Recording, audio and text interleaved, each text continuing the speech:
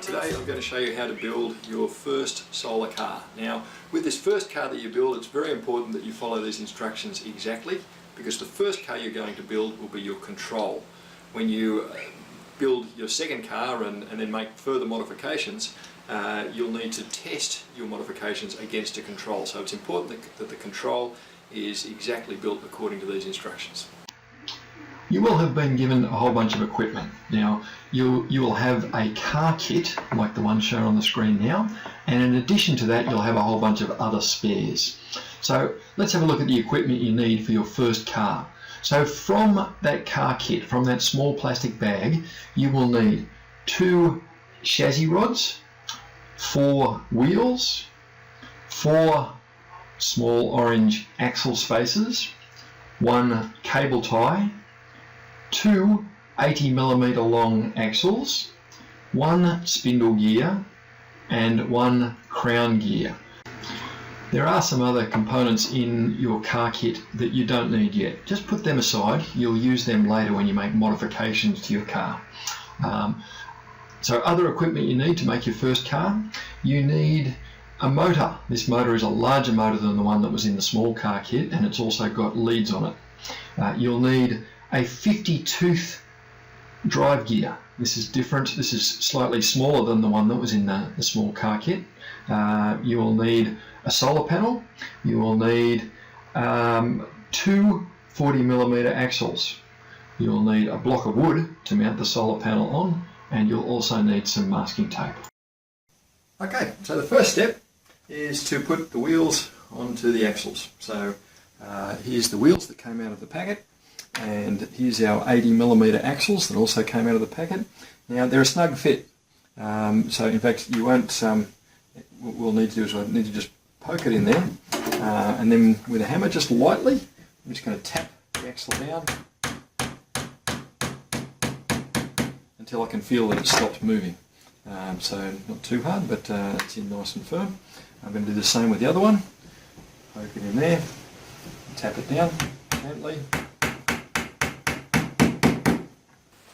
Okay, the spacers are quite a tight fit, so it takes a bit of an effort to get them on. I think the easiest way to do this is to take your axle and poke the axle into the spacer and then push the spacer down like this. Now I'm not going to push the spacer all the way down. I'm going to push it down probably about ½ centimetre from the bottom, because when I need to adjust it later, if it's pushed all the way down, it's quite difficult to adjust.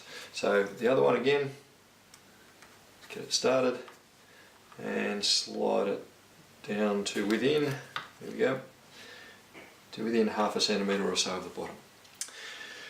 Okay, next thing I'm going to look at is my spacer rails. So as I mentioned before, we're going to use the size of the spacer rails with fewer holes in it, so the holes that are more spaced apart.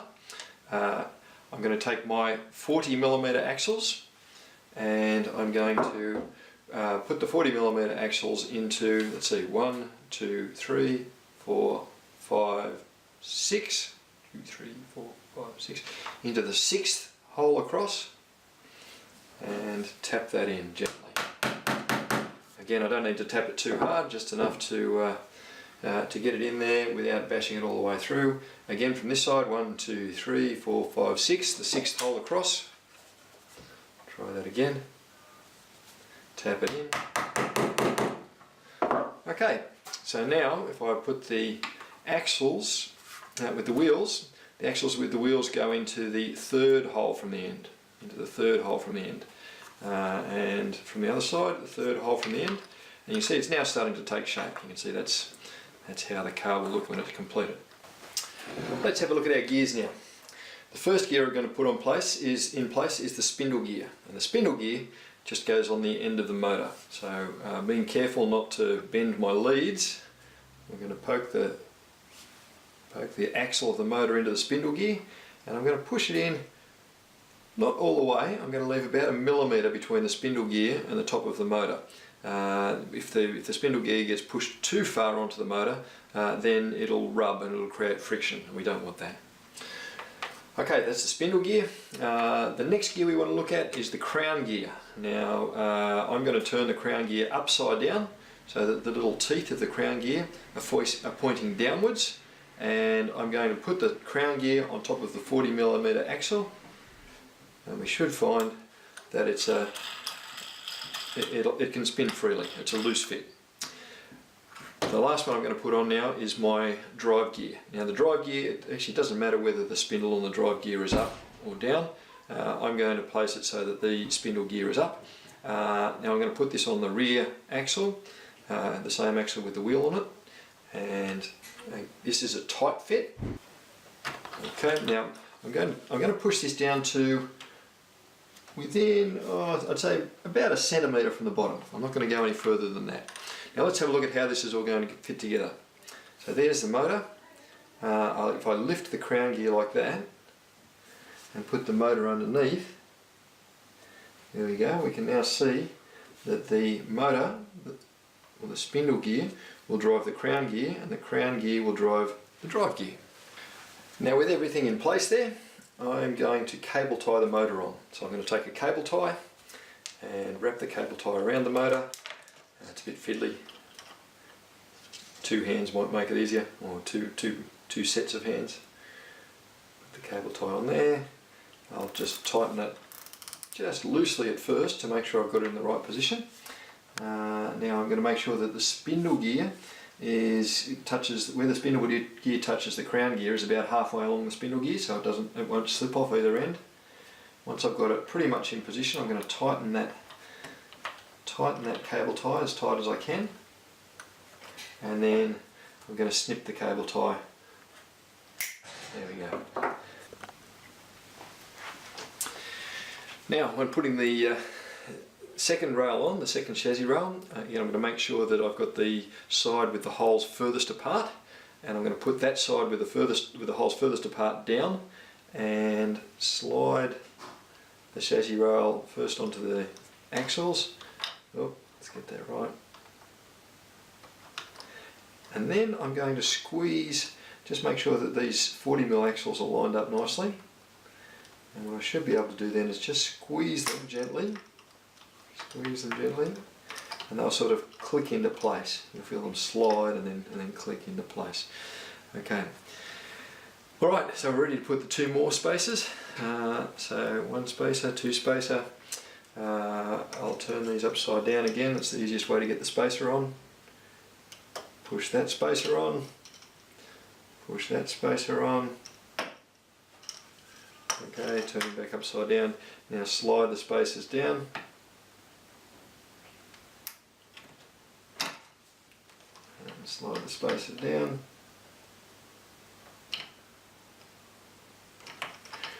There we go. And then put the wheels on. So again, the wheels will be a tight fit.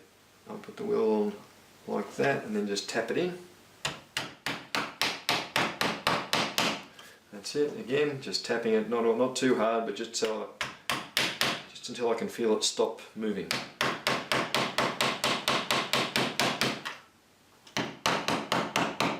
Okay, that's all the way in. And now let's have a look at the spacers. So on the front wheel, my spacers here are okay. I've got a little bit of movement there. The important thing is that nothing is too tight. If those spacers are too tight against the chassis rail, then the wheels won't spin freely. So you can see the wheels spin freely, they don't rattle too much, so that's good. The back is a little bit more tricky. So first we'll have a look at the spacers. I'm just going to adjust those spacers a little bit. Okay. So again, I've got a tiny little bit of play, but not much. Now, let's look at the gears. So here's, this bit's a bit tricky. We've got to make sure that this crown gear can move a little bit, but not too much. If everything's too tight and the crown gear is pushed hard against both the drive gear and the spindle gear, then if it's too tight, there'll be too much friction and nothing will move. If it's too loose, like this one's too loose, then what will happen is you can see the crown gear can move, without engaging the spindle gear. So you'll get slip there. So when your motor turns, it won't actually turn the crown gear, it'll just skip. So I need to tighten that a bit. So this is a little bit tricky. I'm just going to push the drive gear. I don't know if you can see that. I'm just going to try to push the drive gear a little bit more that way. And now, in fact, I've got that too tight now, so I'm going to push it back a little bit further. And just play with it back and forwards a little bit. That looks about right now. Oh, a little bit more. So what I'm looking for is that's nice. I'm looking for my gears to be able to spin freely, but without being too, so they're not too tight, but also so that the crown gear doesn't skip over the spindle gear. So that's pretty good now. Okay, so this is what we've got so far. We've got the car, we've got the chassis of the car with the axles, the gears, the motor all sorted. So the only thing that really remains is to put the solar panel on. So here's one of the solar panels that you've got, and you'll see that the solar panel has already got some wires with alligator clips soldered on the back there. And we're going to mount the solar panel on top, but just before we do that, I'm going to connect it up and show you how it works. So if I connect one cable onto there, and one clip onto there, like that. Now, which one to put on which cable? It actually will work either way, and if you put it one way, the wheels will spin one way. If you put it the other way, the wheels will spin the other way. So I guess just connect it up, and if it doesn't spin the way you want, if you want to spin it the other way, just connect them the other way around. Okay, what I'm going to do now is I'm just going to, it's a rainy day outside, so I haven't got any sun, so I'm just going to use this light here, show you how it works. So hopefully the camera's still working. So now if I hold the solar panel up towards the light, you'll see, and it works quite nicely. So I'll disconnect that for now. Oh, there we go. Disconnect that for now, and I'll show you how we're going to mount the solar panel on top. Okay, so what I'm going to do, I'm going to put the cables towards the front and the motor at the back, and they'll connect underneath like that. But so the first thing I'm going to do is I'm going to put a block of wood, just a block of wood like that. I'm going to put it on top of there, and I'm going to mount the solar panel on like that. You could use a glue gun or some sort of epoxy glue, but really I think what we'll do is you'll build it and then you'll want to modify it. So I don't want to do anything too permanent. Everything we've done here can be undone fairly easily. You might have to snip the cable tie and use another one, but that's okay. So I'm just going to use masking tape. So all I'm going to do is take a bit of masking tape, maybe about that long, and simply wrap it around like that underneath. It doesn't have to be super strong because it doesn't have to take much of a knock or anything. So there we go, so we've got the block of wood there, and now I'm just going to take another bit of masking tape like that. And I'm going to make a loop with the masking tape with the sticky side on the outside. So see how I'm sort of rolling this, so the sticky side's on the outside. So now I can just place that masking tape there, that sticks on there, and you'll see now I've got some sticky on the top. And if I just place the solar panel on like that, there we go, so that's mounted. So all that remains now is to turn him upside down and just connect the cables. So I'll connect that cable onto there, and I'll connect this cable here onto there, so the cables are connected, and I've just sort of put the cables so they're a bit out of the way. Make sure that your alligator clips aren't touching each other, otherwise the electricity won't go through the motor, it'll just go straight from one cord to the other. You'll have a short circuit, and that should work. Let's just test it again. Oh, there you go. Perfect. So we'll get that outside when there's a bit more sun, and you'll be able to see it working. Now, one more thing before I finish. It's not good to leave these connected all the time, because what's happening now, even though it looks like it's not working, there's a low current being generated by the solar cell, and motors don't like a low current when they're not turning, so that eventually can damage your motor. So every time you finish using it, just disconnect one of the wires. That'll do, just to connect one cable, and that's ready to store now. That's it.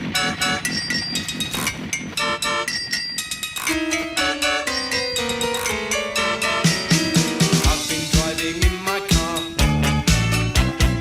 It's not quite a Jaguar.